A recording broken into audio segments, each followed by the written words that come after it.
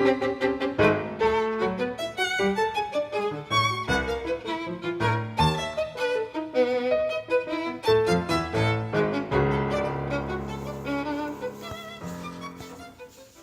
evening. Welcome to another edition of Public Affairs Public Access program. Today, we're going to be discussing a very important topic that is usually a pre- and post-election discussion. Did the Latino vote surge in the 2016 November election? Joining us today for that discussion is, starting with on my left, is Claudia Ortega Hogue, who is the Texas Director of the NALEO Educational Fund. Thank you for having me. Also joining us today is a young man who's been very active in getting people out to vote, and he now is currently the president of the Houston Millennials. And we appreciate you guys being here. Today, what we want to do is answer the question, was there a surge in the Latino vote in 2016? As you know, there's always discussion about this. Latinos voted, Latinos didn't vote. And so I did a Spanish surname analysis of the vote. This is something that I've been doing for now almost 20 years. And I wanted to review some of the charts that were produced so that we could review what actually happened and see what you guys think. And after we review the charts, then we will have a discussion about what is next. And you know what we can expect in the future from our community. So as we can get started. So there's a presentation that I created that's actually on my website, hectorleon.com, and it's titled More Spanish Surname Voters Participated in the November 2016 Election Than Ever in the third largest county in the nation. There's an error there because I was thinking city. The city is the fourth largest city in the nation. The county is the third largest city in the nation. So the first thing that we wanted to do was, you can skip the text about the presentation and the methodology and all of that. We can just go straight into the charts. Did the vote increase? Now, I will tell you now a little bit of the methodology. We used the same methodology to perform a query of Spanish surname voters from the voter history from the 2004 election, 2008, 2012, and to 2016 election, and this is what it showed.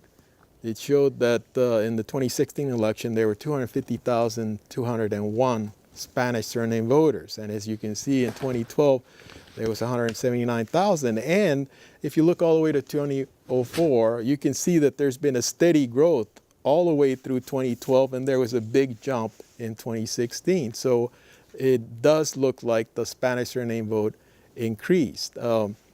As you guys look at this, does it bring any thoughts to you?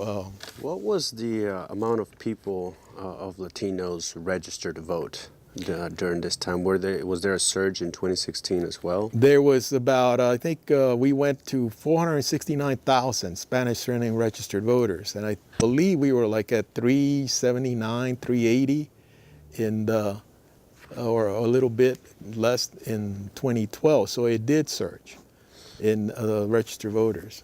So from the NALEO Educational Fund perspective, there has been research on the Latino vote that usually there has been a 5% increment of Latino voters on each presidential election. And I can tell by the graph here that I think there's definitely a big hike of Latino voters that have, that the percentage have increased from presidential election to presidential election, comparing 2004, 2008 to 2012, 2016, that is more than 5%. So I think that's something that we have seen the Latino vote has definitely engaged and responded to the current trends of especially for the presidential election year of 2016. Well, what you just said is evident in the next chart. Mark, can you move it to the next? And if you look at this chart, it actually gives you the raw number increase. And as you can see, from 2004 to 2008, there's a 22,881 increase in the Spanish surname vote. And then from 2008 to 2012, it was 18,000. So it actually was a little less. But then if you look at 2012 to 2016, it's 70,000. And when you actually look at the, compare those numbers, it is, as I stated, it's a remarkable number. So what you just said actually is evident in the Spanish surname count of voters in the 2016 election. Ivan? It's very interesting that you brought, well, to see from 2012 and 2016, because all the other, every 4 years, we haven't seen that much of an increase. And my theory behind this jump is, I think Latinos were in a state of comfort back in 2012. They had, the first African American, we're gonna be safe, he's pro us, he's not really going to deport us. And well, as you know, Hector, political science says that fear and scare tactics are the number one variable to get someone out to vote. So when we had this presidential candidate for the first time, well, at least in my lifetime, spilling out this hate speech towards Latinos, that build a wall, these, sorry to be so blunt, these fascist statements that were dividing people, well, I think naturally, what political science says took a natural effect amongst people. They saw that, hey, even though their candidate of their choice was not elected, we still saw obviously a huge increase than we regularly would see. So it's very interesting in the next coming years. Even the 2018 elections is not a presidential election, it's an off election, but we must prepare to see how we can continue that trend. And I'm not just trying to be insidious, but I'm going to be out there trying to get some more Latinos out to vote. I'm not sure about you, Claudia. No, and I echo that. I think that after the between 2012 and 2016, there was like you said, a huge spike, and there was a trend, right? And I think now that we're going into the actual 2017 after post, the administration, I think I can tell you, at least from the NALEO perspective, for all those eligible legal permanent residents in Texas, right? That we have 1.3 million eligible to naturalize that can be potential voters and get out, and vote, obviously. But we have seen that after February of 2017, the numbers have doubled on the number of people that actually want to become naturalized. And by that is like because they feel uncertain, they feel threatened. They feel like they have to be part of the process now. Now they saw, we know that the presidential election, 2016, there was about an approximate of 14, there was 14,000 Latinos that did not vote at the national level. 14 million. 14 million Latinos that did not vote at the national level. So now that we're in this current state, we're seeing all the numbers are naturalizing, want to register to vote and get out the vote. So I do see that trend of 2018 perhaps can be that trend of really, registering to vote and be part of the political process. In a nutshell, as Yvonne stated, that when people feel disrespected, they tend to respond. And in this instance, I think that's what you're saying, that the Latino community felt disrespected, and that may have been, in part, the reason they were motivated to come out and vote, and actually a remarkable increase. Now the question is, next chart, please.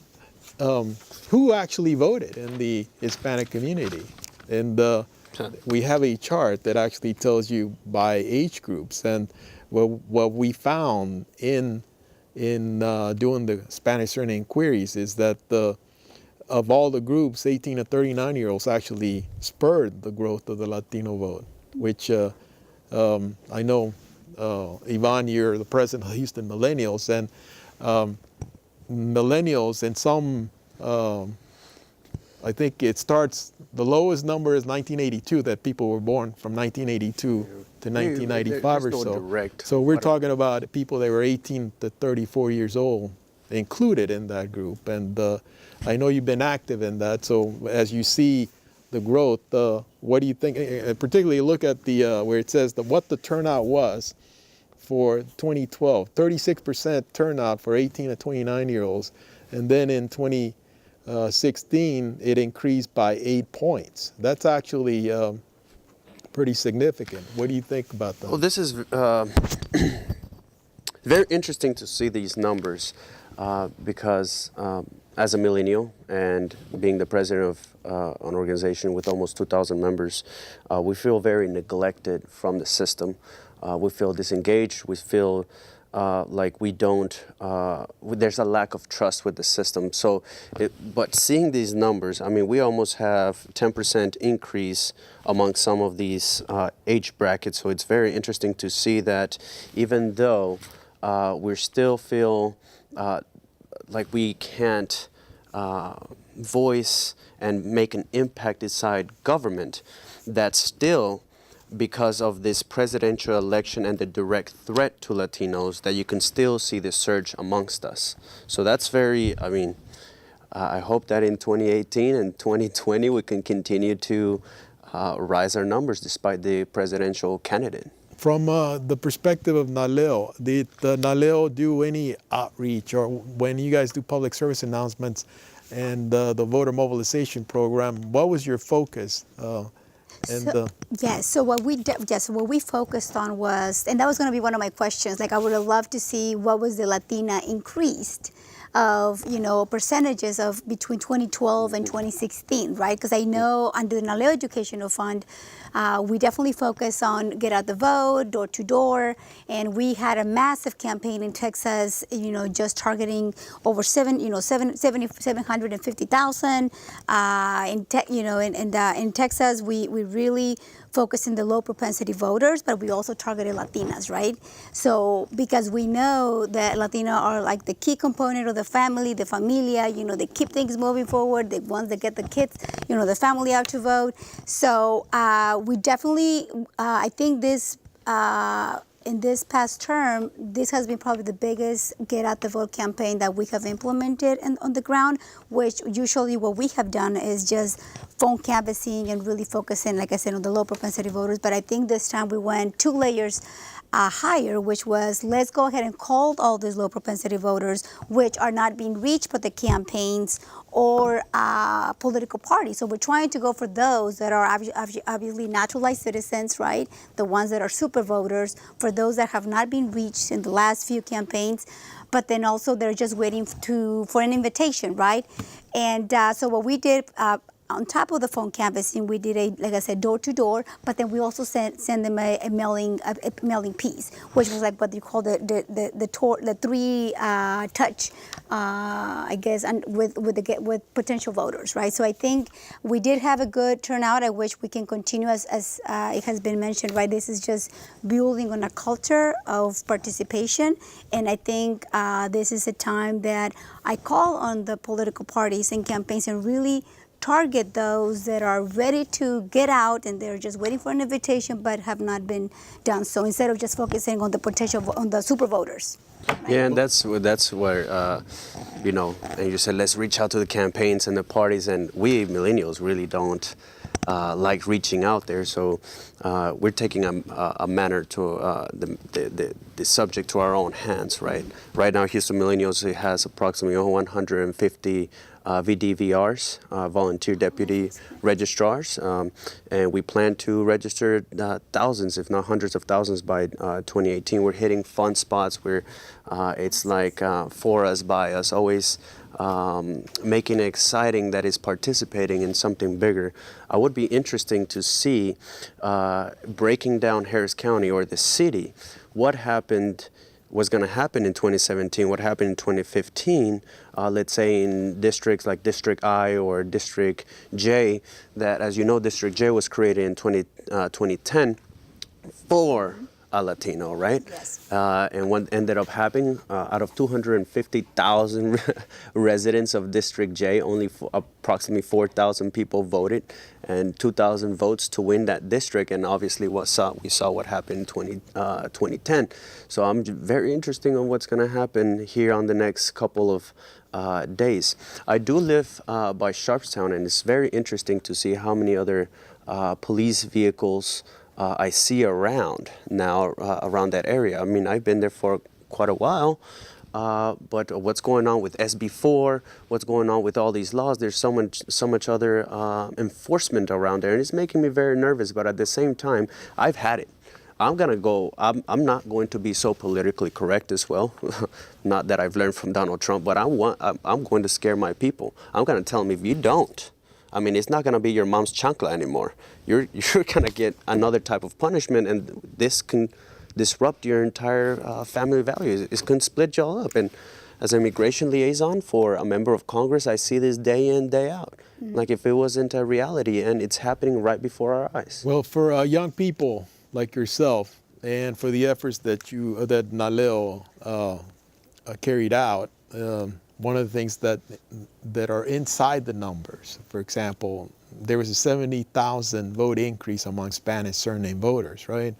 Half of that, about 35,000, was produced by voters that are 18 to 39 years old. And when you look at the Spanish surname vote overall, half of the Spanish surname registered voters are 18 to 39 years old. Latinos are the youngest electorate in here locally, the city, the county, probably the state. So any surge among 18 to 39-year-olds is going to be reflected in the overall In the future, it's very Spanish surname voter turnout. So Yeah. we can see that in every age group, for the most part, it went up. Except once you're 90 plus years old, in the 80s, you kind of tend to start being disengaged a little bit. So, but for the most part, every age group grew in percent. Now, some people may say, well, the 18 to 20-year-olds was only 44% turnout. But when you actually look at it by itself, it may seem like not impressive. But when you look at the fact that it was 36% in 2012, and you see that there were now 127,000 registered voters, when in 2012 there was 97,000 registered voters. So 44 of 127 is way more than 35. It actually increased by about 20,000 votes. So that's actually, the way you look at it is this: we had 1,338,000 voters. That means that 1% equals to 13,000 votes. 1%. So if you have millennials totaling, let's say in this instance 56, probably about half of the 50 right there, that's 100, it's about 75,000 votes. That's like you divide 13% into about 70,000 or so.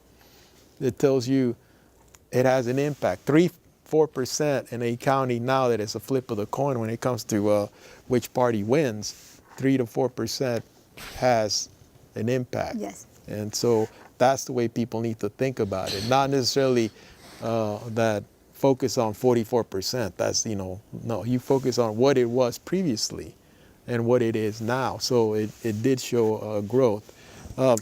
Now, if we move on to the next chart, one of the things that we did was look at the turnout by state representative district.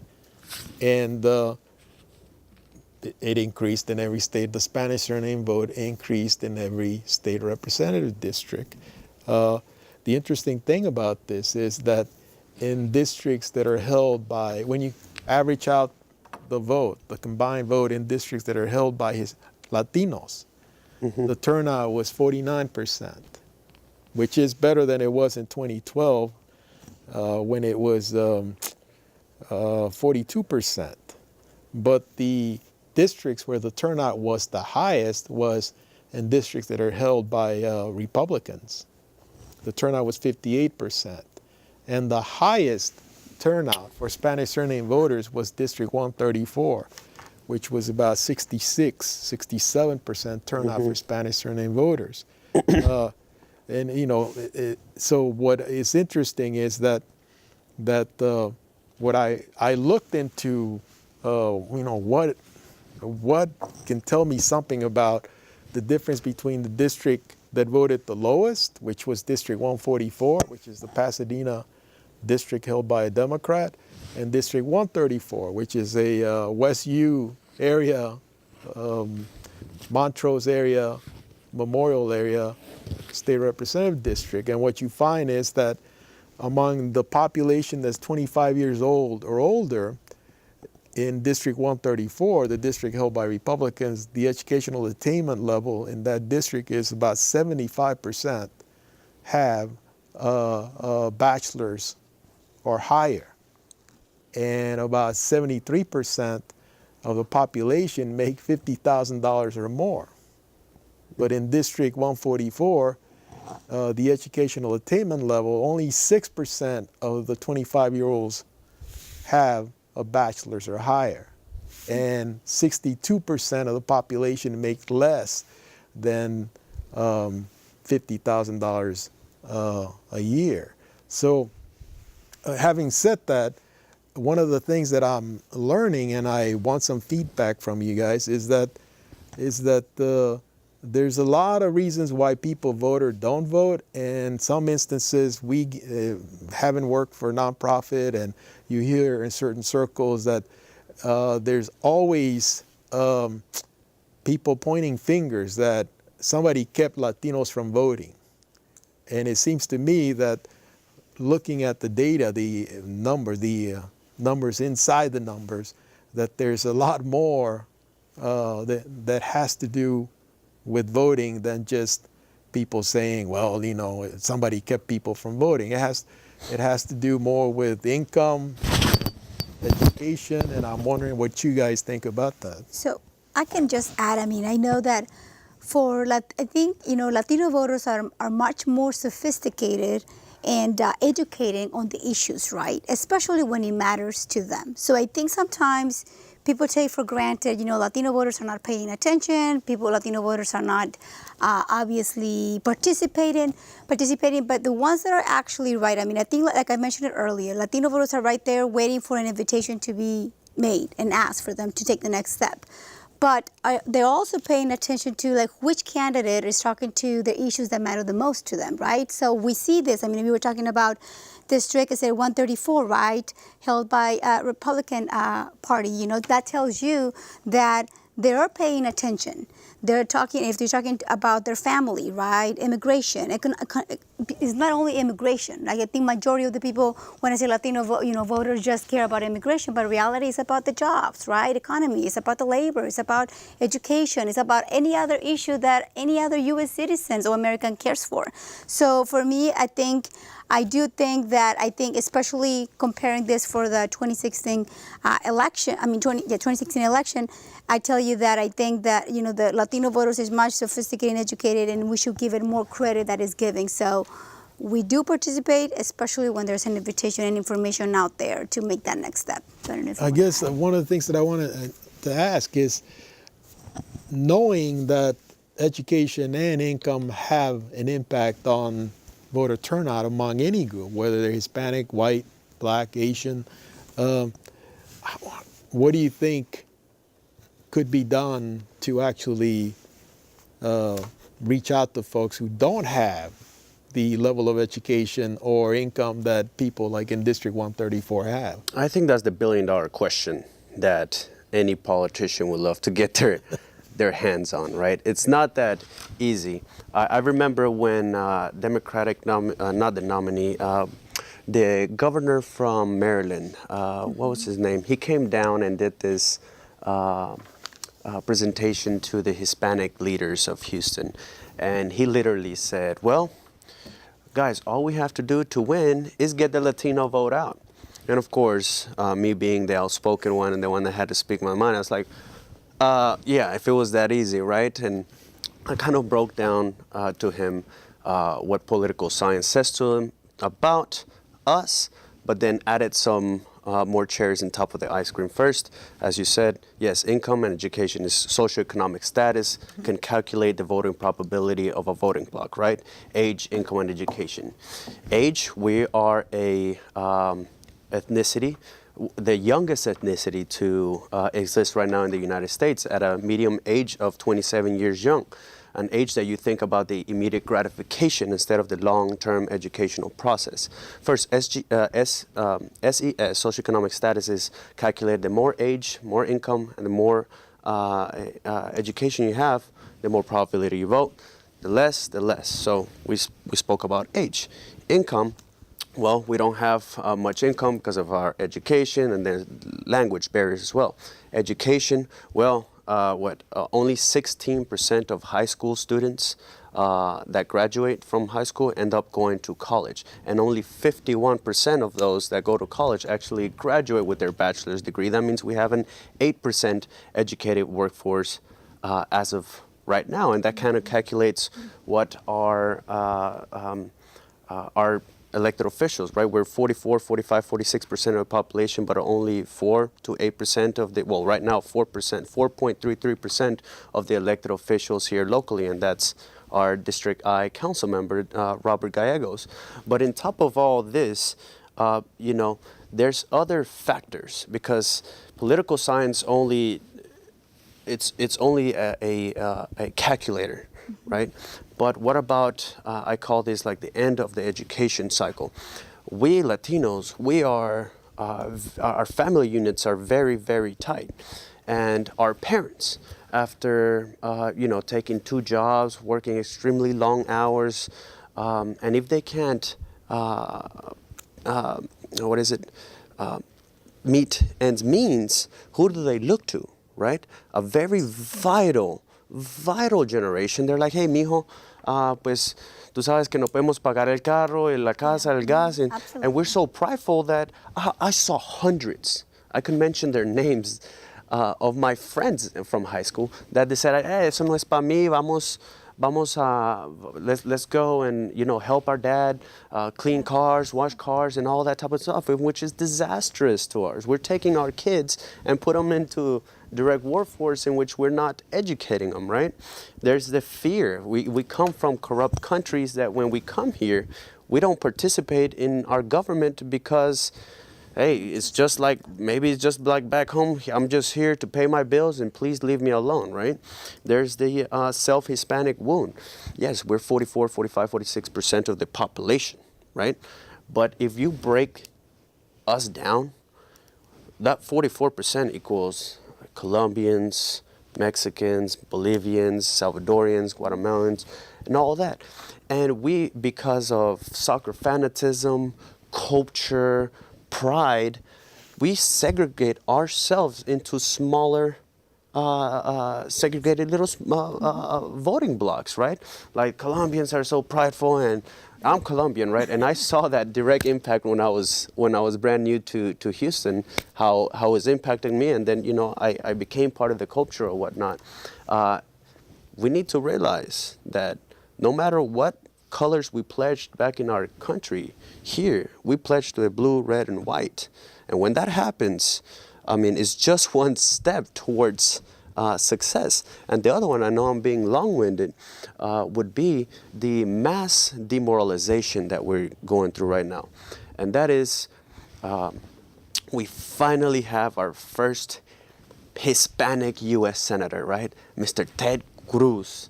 And I remember there was a lot of people, I used to live around the Sugarland area, that were excited about this Cruz. Cruz was gonna make this difference, but he is one of the main people that is shutting down immigration, that wants us out. And it's just very demoralizing how this is affecting our people, because again, through the fear, through everything that's going on, no, es lo mismo que nuestra casa, the same thing that back at home, right? And one more thing I would like to add is that free time that we have. Yes, like I mentioned, we have 2 jobs, our parents are doing all these type of things, and then we decide that on our Sunday, our only day off, we go to church and put our 10% in while we can, I mean, religion is very important, but we're not engaging on what's happening right now in our society. And the combination of all these things together could be just half of the truth of what's happening out there. I think we really need to answer your question, let's say how Adrian Garcia campaigned, right? It was a lot of TV and a lot of things that maybe the blue collar workforce weren't as engaged, I would have used un bus and going from street to street con mariachis and make it like a party. Vamos a votar porque este es nuestro tiempo ahorita. Make it more like personal. I would have used probably like 80% of my funds in that campaign to go to door knocking, because we have to, by now, we have to grab each other by the hand, by the wrist, and say, vamos. Well, Vamos a votar. what the numbers say is that Spanish surname vote is growing. You mentioned a lot of things, and the next chart actually addresses that issue. I titled this chart, well, it's the aggregate number, but I titled it somewhere else where it says SRDs held by Latinos no longer are an adequate barometer to gauge Latino voter turnout. As you mentioned, there's a lot of communities in Houston and in Harris County. And what we're seeing here is that when it comes to the countywide voter registration roll, 37% of the Spanish surname registered voters reside in districts that are held by state representative districts that are held by Hispanic Democrats. Those districts produced 34% of the vote in the 2016 November election. In the districts that are held by white Republicans, those districts have 37% of the Spanish surname registered voters. Those districts produce 40% of the overall Spanish surname vote. And then you have the districts that are held by two Asians. They produce 6% of the vote, and they have about 6% of the registered voters, right? And then the districts that are held by African Americans, they have 21% of the Spanish surname registered voters, and they produce 20% of the vote in 2016. So overall, what we're seeing is that 66% of the Spanish surname registered voters were produced by or what we would call non-Hispanic districts, right? And when you talk about opportunity districts, like in Southwest Houston, and you talk about the divisions among Latinos of Mexican origin or Central American origin or South American origin, is that most of the Hispanic elected officials in Harris County are of Mexican origin. We have one of Cuban origin, and there may be somebody, Different. top of your head, do you know anybody who's Central American or South American? I don't. Most of them are of Mexican origin, right? Mm-hmm. And they tend to be Democrats. So what it feels like is that anytime anybody's running statewide, they always wind up going to the traditional Latino areas, right? Without ever thinking, where are the Latino voters in Harris County? And it just happens that only 34% actually reside in those districts. So if you're a candidate and all you do is focus on those districts and focus on getting the support of those elected officials that represent those districts, you're really not reaching out to the majority. Where more could be tapped into. Yeah, and that's one of the things that you mentioned. I'm not sure if there's an infrastructure if there's ever been a county-wide infrastructure created by Latino leaders or a county-wide infrastructure to grow the Latino vote. Now, in the efforts that I initiated when I was younger, when I was your age, my goal was to actually increase overall voter registration among everybody, county-wide. And my goal was to, when people talk about parties, I would say,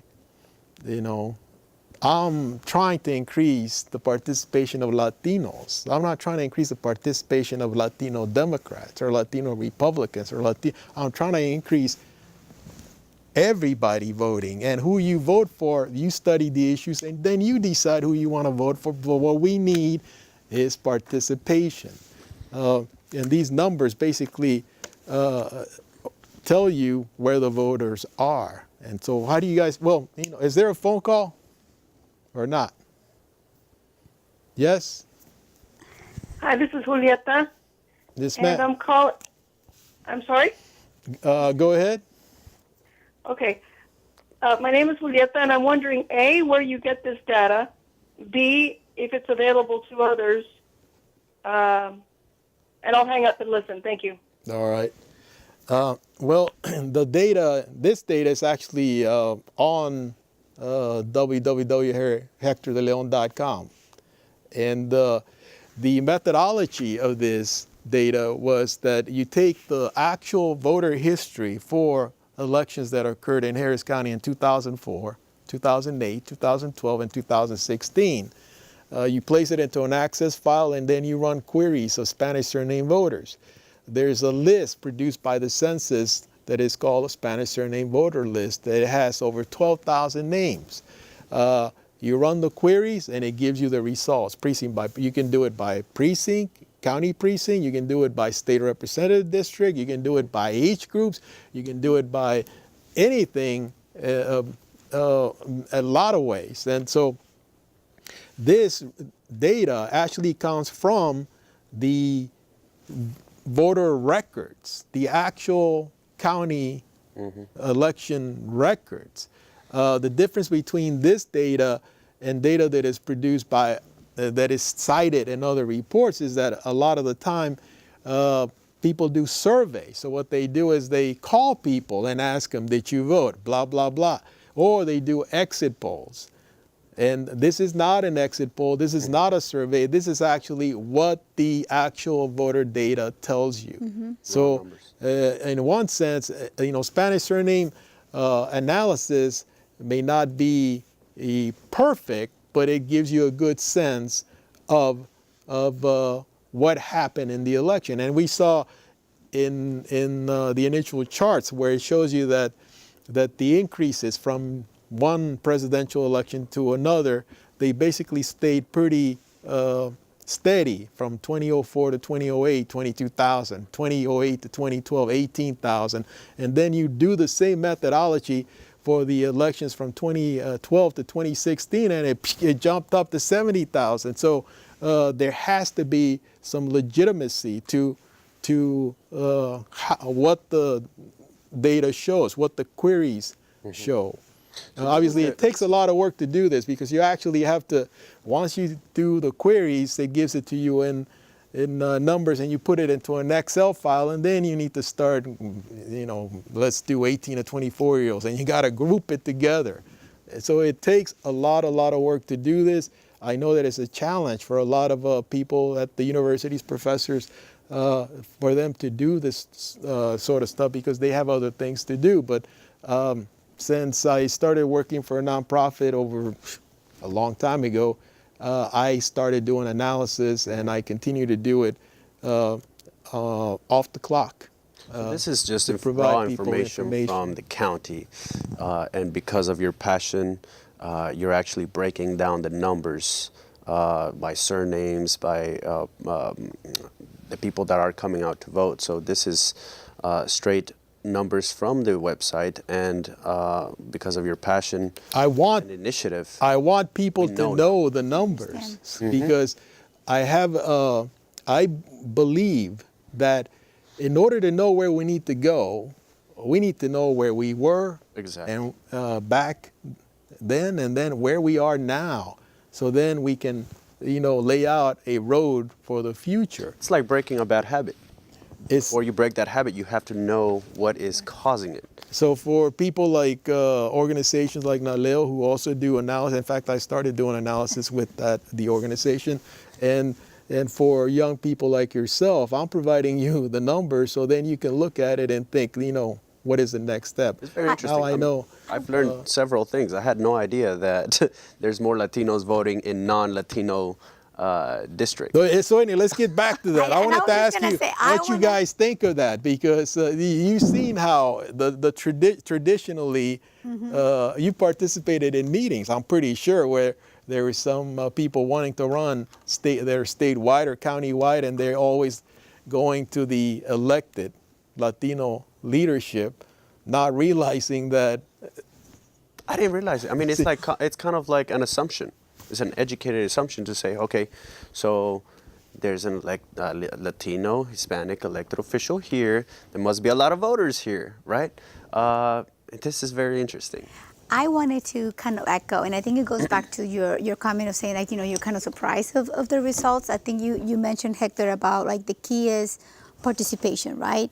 Like for Naleo's mission is like we want to facilitate full participation of the Latino community in the American political process from citizenship to public service. So the Latino vote or Latino is up to for grabs. So meaning like for the way Naleo implements or does their mission, basically, we do believe like we just want to provide information, participation, access, get them registered to vote, get them out to vote, educate them on the issues, and and they can go ahead and vote, right, according to their own topics of interest, right, whether it's family, immigration, labor, and stuff like that.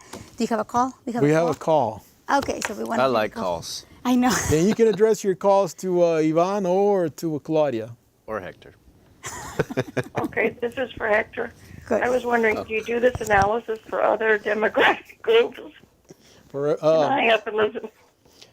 to be honest with you, part of the what we do is that because there are surname lists that are produced by the census, Asian surname lists, like for Chinese, Vietnamese, Filipinos, Koreans, Japanese. What's the other? There's 6 major Asian groups. Here in Harris County, the largest Asian groups are obviously Vietnamese, Chinese, and Indians. So you can actually compile a list of surnames and to be able to do queries. Now, we know that there's people who marry in and who marry out. We have a professor once told me that because he says, well, how do you know everybody is Latino who has a Spanish surname? Mm-hmm. And we really don't know. But he says, some people say, well, it's full of people who are not Latinos. And I say, somebody said that, and he addressed that question by saying there's probably more Latinas who are marrying out by way, like 10 to 2 than non-Latinos marrying in. So the Spanish surname data probably is pretty accurate as far as the number of Spanish registered voters and actual voters. Now, one of the things that I wanted to mention is that we were talking about where people vote, right? Where they live. And one of the interesting things that I have found is that in doing my job, there's always questions about Latinos being disenfranchised or voter suppression and so on and so forth. And one of the things that I've learned is when you look at the numbers, it doesn't bear it out. That those allegations are not bared out in the data, because what we find is that Spanish surname voters that reside in districts that are Republican vote in higher numbers than people who reside in districts that are held by Democrats. And in working in elections, you find that most of the presiding judges that run the elections in districts that are held by Democrats are Democratic presiding judges. So when people talk about election day voter suppression or disenfranchisement, the answer to that is that when you look at the data from Census 2000, and you find that 80% of the African American voting age population reside in precincts that are held by Democrats, and you're saying that there's voter suppression in the African American community, you're kind of suggesting that those presiding judges from that party was supposed to be friendly to, in the eyes of some, to minorities or keeping people from voting. And we know that's probably not the case. Well, so regardless of anyway, parties. the point of the whole thing is that some of the allegations that people make, the data doesn't bear it out. The data doesn't match the rhetoric, or the rhetoric doesn't match the data. And as people who are involved in helping people conducting elections or getting people out to vote, as you guys are, I think we need to be cognizant of the data and how elections actually take place, so then you can do a better job. Because for one thing, you're talking about how people come here and don't vote, right? Because of whatever reason. And one of the things that I've learned is that we cannot blame others for us not voting in higher numbers. Because when we do that, we're absolving our leadership from the responsibility of actually trying to get people out to vote. Nonprofits do a lot of work. Organizations do a lot of work, as the Houston Millennials are working towards a lot of issues, including voter mobilization and voter participation.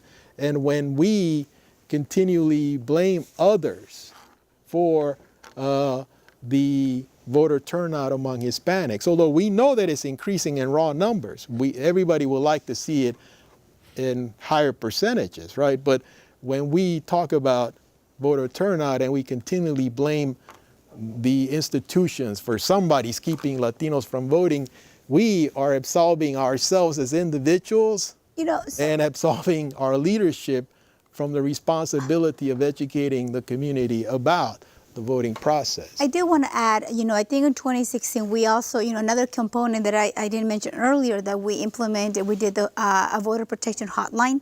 And basically is for us, get voters to give us a call if they are experiencing any difficulties at the polls, right? So I do understand what Ivan is saying about sometimes our backgrounds in the countries where we come from, we don't understand the system, right? So I think that's part of the education of when we come to this, you're naturalized, or even if you were born in this country, sometimes we don't understand the whole process, right? But I think having work with the community directly, like I'm seeing it from naturalization all the way to get them to the polls, right? Register to vote, get them out to the polls. I see that a simple fact that sometimes you go to, I can envision my mother going to the polls. Let's just say that. She gets a question like, well, your name doesn't match your ID because you have two last names, and here, it changed when you became a permanent resident. So I can just see my mom turning around and say, like, you know what? Okay, good. It was just a simple question, but it can be targeted as like, maybe the person did not want to get, they didn't want to assist her, right? But I can see my mom walking away and saying, I don't want to be assisted, and you just lost the vote. So sometimes is that intimidation, coming into a polling location that is already, it's like a government entity. So it already puts some, some expectations. So then I do say that, I know we monitor, and there's sometimes, like there's somebody that may be a naturalized citizen that only speaks Spanish, right? How many bilingual poll workers, how many bilingual people we have at the polls, right? They can assist that. So the person is like, well, I didn't bring anything, I didn't think, and then they turn around. And so it's not so much of not saying blaming the system, but sometimes it's like, how do we, and I think Harris County, and especially your office, you have done a good job of having bilingual, and it's the judges, right, that are responsible of hiring bilingual poll workers at the polling locations, right? So it's an education process, but I can tell you, those are the things that are turning voters away by not making it easy, because it's the intimidation process, right? So I think that's why we have organizations as like the Millennials. Well, just to answer that question is that for early voting, we have the county has Spanish-speaking people at every location. Now on election day, the presiding judges are supposed to hire their clerks, and we try to help them. We recruit people, and then the county recruits people, and then we try to give these names to the presiding judges so they can hire these folks. So it's a bigger challenge on election day. But what we're seeing is that more and more people are voting early voting. So it is a challenge. What people do need to know is that if they want to be assisted in Spanish or Vietnamese or Chinese, they need to say it.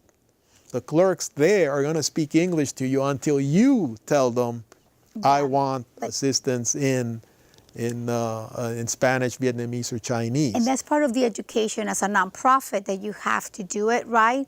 But also having that, I do think having a person available or something, especially in precincts where there's high Latino voters, right? So there is a lot of work to do. We can agree Yes. on that. And I want to go ahead. I think, well, you were basing all that, you were saying that 80% of the African Americans that live in Democratic districts, you're basing that on a party and not on humanity. I think sometimes humanity could be its worst enemy, especially when it comes to Latino or just youth, not even putting an ethnicity inside this.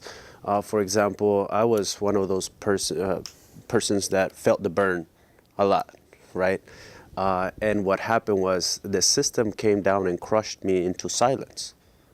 I've never, ever said anything against his opponent, Hillary Clinton, right? All I do have is a huge following on social media. And all of a sudden, my tires get slashed. I get notes to shut my Beaner ASS up or they'll shut me down. Windows broken. I was literally cornered into intimidation at that time. And So you're saying that sometimes it's not necessarily party affiliation; it's their within a party itself. There's maybe divisions that people go against each other. I think we saw this. We saw clearly what happened in this last primary, in the Democratic primary. I'm not here to debate if the Burns really won or not, but in a personal level, I really felt kind of very disappointed in the system that I'm trying to change myself. Well, I don't want to cut you off, but we're short on time, and I wanted to go over the last chart, which shows you that the vote by whether people voted early, by mail, or on election day. And this is for Spanish surname voters. And as you can see, the green is the number of voters that voted early. Now you can see in 2004 how about 35,000 Spanish surname voters voted early. Then in 2008, 68,000. So it almost doubled, right? So, and then in 2012, it jumped up a bit. But you see what the jump was in 2016. We had 150,531 Spanish surname voters during the early voting period. That, on election day, the Spanish surname vote was more or less the same as it was in 2012. The increase is because people came out to vote early. Now, I actually have a chart somewhere where it gives you the breakdown of what age groups actually voted early for Spanish surnames. And so we do see that the vote increased. That is the increase in the Spanish surname vote that tells you why it increased. There were more Spanish surname early voters than there have ever been. And remember, the increase in the Spanish surname vote was 70,000. When you look at the difference between the election day vote and the early vote, that's 60,000 right there, 60,000 voters. Mm-hmm. Overall, in Harris County, there was an increase from 2012 to 2016 of about 134,000 overall voters, just in general voters. We had 1,200,000 in 204,000 in 2012. We had 1,338,000 in 2016. Of those extra 134,000 voters, Spanish surnames comprise half of those voters. 50% of the vote increase that occurred in Harris County was spurred by or was by Spanish surname voters. So the bottom line is, we started with this question in the beginning. Did the Latino vote surge in 2016? And if you look at here in Harris County, the answer is yes. And anybody that says otherwise, you need to question them, because you need to ask them where are you getting your data? And what I feel as somebody who's analyzed this is that if it happened in Harris County, it's a microcosm of Texas. I'm pretty certain that for Hispanic surname voters, I'm pretty sure that it happened across in the state, you know. So and the nation. I think a combination between, if this administration keeps their rhetoric on, right? I was very excited to maybe have the possibility of having a Latino run statewide. I think it will definitely change the political landscape in Texas if you have someone in the White House saying get them out, and someone running for U.S. Senate that was Latino, a pro-Latino, because we have Ted Cruz, right? Stating the complete difference. I was very excited, but we have now some other candidate which I still support, but it would have been really interesting to see that. And what I'm gonna do is get out there, right? And I'm sorry to say this, but you know, we have Naleo and they're about education, and that's awesome. I'm gonna use a newer approach and just get out there and start swinging. And again, if anybody's listening, the number one variable to get someone out to vote is scaring them or fearing them. And I'm not trying to be insidious or anything, but it's been used in the other side of the aisle, and I think we should use it as well. Well, I think we're seeing it currently. Just, you know, I think just the way you ended, I think there's definitely hope, right? And the search, right? There's an increase of the Latino vote.